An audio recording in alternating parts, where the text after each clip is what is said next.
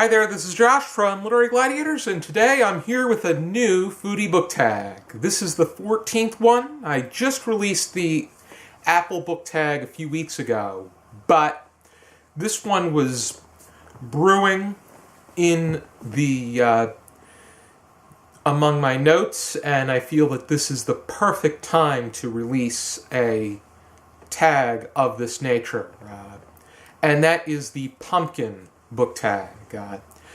The pumpkin is a staple for Halloween, but while it has been known as a decoration and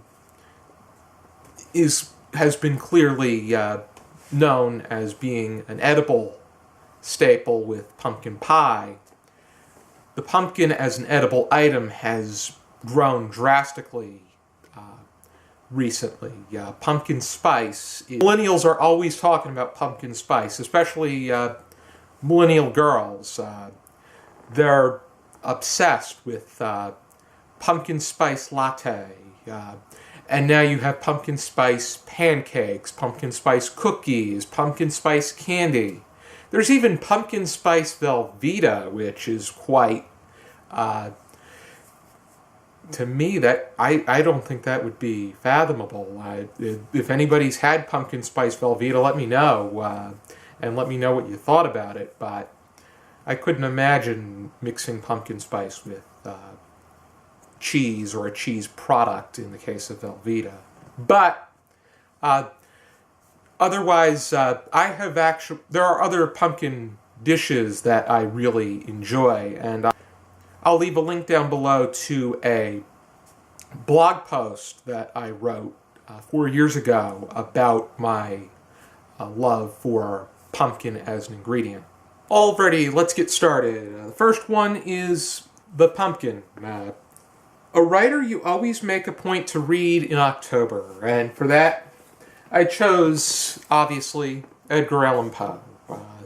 This is the complete tales and poems. This is something that I really enjoy making my way through here and there. I definitely want to read at least one piece in here. If I go to an open mic, I like to read The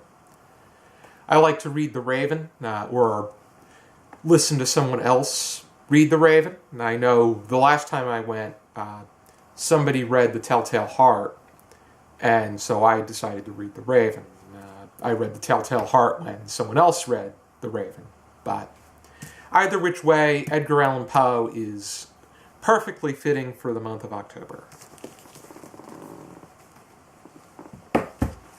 Next one is pumpkin spice, which I talked a great amount about at just a minute or so ago.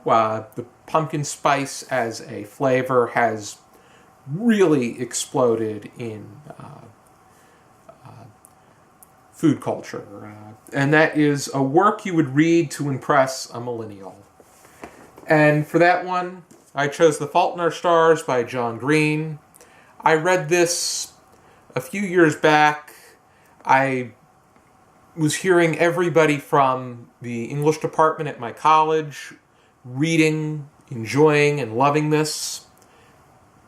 And a lot of the people that read, loved, and enjoyed it were millennials. I think that it speaks perfectly to a millennial audience, and I feel that that Gus or Augustus speaks very much to what millennial girls want. Of course, he's not going to speak to all of them, but I think that his easygoing personality, his quick sense of humor, and his sense of selflessness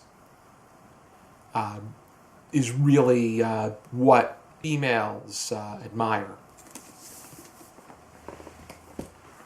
Next one is pumpkin pie, a Thanksgiving staple, and the prompt is a work that makes you think of autumn.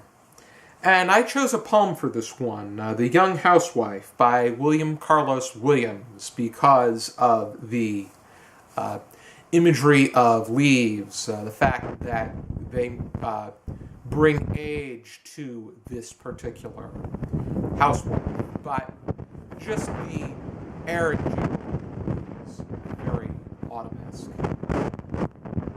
Next one is something that I enjoy more than pumpkin pie, and that is pumpkin cheesecake. A work that was challenging to read, but was a rewarding experience. And for that, I chose The Grapes of Wrath by John Steinbeck.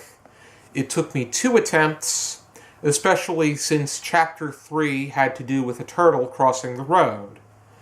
However, when you think about it heavily, you see the sense of literary genius that is interweaved into the work at hand, and it makes it causes you to enjoy and indulge the literature like it is a cheesecake, and in this case, a pumpkin cheesecake. Next one is pumpkin bread, which pumpkin bread, a friend of mine, I had him over for a mahjong party, and his contribution was pumpkin bread for dessert, and it was delicious. Definitely something that I really want to get my hands on between now and the end of the year. And that is an underrated work from a well-known writer. And for this one I chose Keep the Aspidistra Flying by George Orwell. When people think of George Orwell, they think of either Animal Farm or 1984, but he has quite a solid resume, and I think that his early works are definitely worth checking out. I read Keep the Aspidistra Flying as a buddy read with Rio from Rio Reads, and I definitely want to look into even more of Orwell's works. Next one is Pumpkin Soup, and that is a work that you first enjoyed but then lost interest, which Pumpkin Soup may grab your attention immediately and then seem to, for me at least, it seemed to not impress the next time around, which I think people can have that idea where they think one thing but then realize another. And for that one I chose something I don't even have anymore, and that is Pretzel by H.A. Ray. Back in the 2nd grade, I really enjoyed reading it, especially because it was primarily because the work had to do with a dachshund, and for years I had always wanted a dachshund, and I finally got one when I was in 5th grade. But as for the work itself, I think the fact that it was about a dachshund, I gave it plenty of bonus points and passes, but after reading it a few years ago, I came to the conclusion that it was a bit misleading, where Pretzel thinks that all he needs to do is a few good things, and in exchange, the girl dachshund that he has a crush on is going to want to marry him, which that's not always the case. Alrighty, the next one is A Pumpkin Doughnut, a light 5-star read, and for that one, I chose Hanukkah Guilt by Eileen Schneider. This I read when I read this going out of my sophomore year of high school, and this Ari's mother wrote this, but this cozy mystery grabbed my attention right away. It was original, it was fleshed out perfectly, and it was just it was a well-thought-out mystery, but at the same time, you had fun.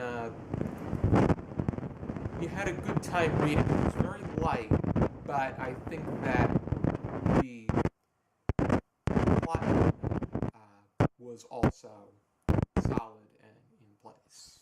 Next one is pumpkin picking. Within the last year, in which genre did you purchase the most books? And it's been quite some time since I've gone pumpkin picking. It's been about 14 years, but I've never been in a relationship during that time of year, so that's saying something. And nobody's ever invited me to go pumpkin picking, which I really don't think I'm missing too much, because I think on a Sunday, curling myself up to watch football is a great desire of mine. But within the last year, in which genre did you purchase the most books? For me, it was nonfiction.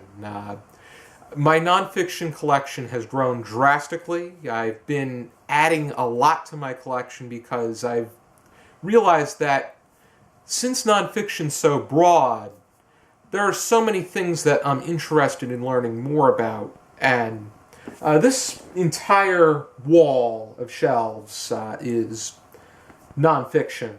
And then it's beginning to make its way onto the other shelves as well. This is the end of my nonfiction on this side.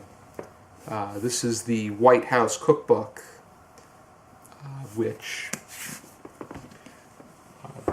from that here, there, and then just about that measurement on the other side is nonfiction, and I think it's going to grow even more. Next one is pumpkin carving, a work that could have been trimmed down, and the one that I chose for that is something I don't have on me. I'm in the process of selling or finding a new home for it, and that is Who Moved My Cheese by Dr. Spencer Johnson, which that book is short within itself, but I think it could have been trimmed down even more, because I feel that the actual story itself was all we really needed. I think that it could have been arranged in the form of a children's book for adult readers and marketed as such, and I think that it could have turned out to be a brilliant gem that people that are looking for that kind of motivation would be all over. Granted, the book itself has garnered a decent impression of the fact that there have been a few spin-offs of it, but for me, I think that just the story itself, without the beginning part and the end part, would have been something I would have certainly enjoyed, and I think that if Bennett Cerf were alive and he published it under Random House, he would have had a ball reading it and marketing it. Next one is pumpkin painting, a book with magnificent illustrations. And for that, one thing I had to choose, Alice's Adventures in Wonderland and Through the Looking Glass.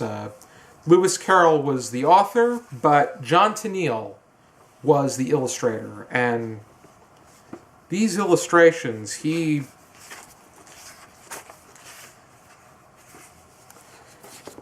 illustration, this is Alice, this is his illustration of Alice. Very rarely has the illustration strayed away from the original. Even the Disney adaptation from 1951, while it wasn't exactly what you see in the book, it was pretty darn close, and I think that it was resembled quite well. Here's Tweedledee and Tweedledum from Through the Looking Glass, and just about every illustration of them has been similar to that nature, and we owe it all to John Tenniel.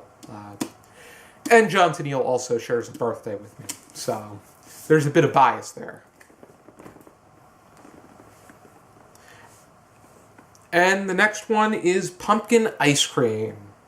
The most random work you would recommend. The reason I structured the question that way is because on Iron Chef and Iron Chef America, if they needed a creative way to use the secret ingredient in a dessert, their go-to option was make an ice cream out of it. And the most notable was in the Battle of the Masters, where Iron Chef Sakai created a trout ice cream, which got a pretty interesting response, to say the very least.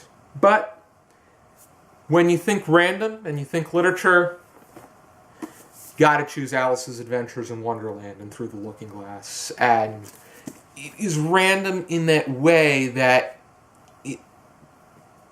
it makes it goes a complete 360, where it's so insane that it's so mind-blowing and creates a sense of sanity, or a definition of sanity. Next one is, what is your favorite pumpkin dish or food item where pumpkin is the ingredient? And I like pumpkin bread, I like pumpkin cheesecake, but I especially like pumpkin cupcakes with pumpkin spice and cream cheese icing, which they sell this where I work at the shop right by me. And this is just so, this is just amazing. They only sell this during the holiday, and you got to get it with cream cheese icing. I'm not fond of buttercream icing. And the last one is Pumpkin Patch. Who do you tag? I'm going to be tagging 15 people here, which this is more than I usually do, but a lot of people love pumpkins, so I'm going to tag a lot of people. I tag Peter from Peter Clark the Writer, Steve from Steve Donahue, who did an amazing job with the Apple book tag, Sue and Megan from the Restricted section, Alyssa from Sushi Dragon Master. These are my foodie book tag regulars that I look forward to hearing from. Alexis from Real Human Being, who did a great job with the Classic Candy book tag. Ellie from Earl Grey Books. Taylor from T. Reads. She's making a bit of a comeback on BookTube. Sean from Sean the Book Maniac, who I recently watched his... I just came across his channel, and he's just really been enjoying his content. Stephanie from That's What She Read. Emily from Emily Boone. Pip from Pip Reads. Julie from A Girl in a Book. Michelle from Michelle is Life. Annie from Am I Right?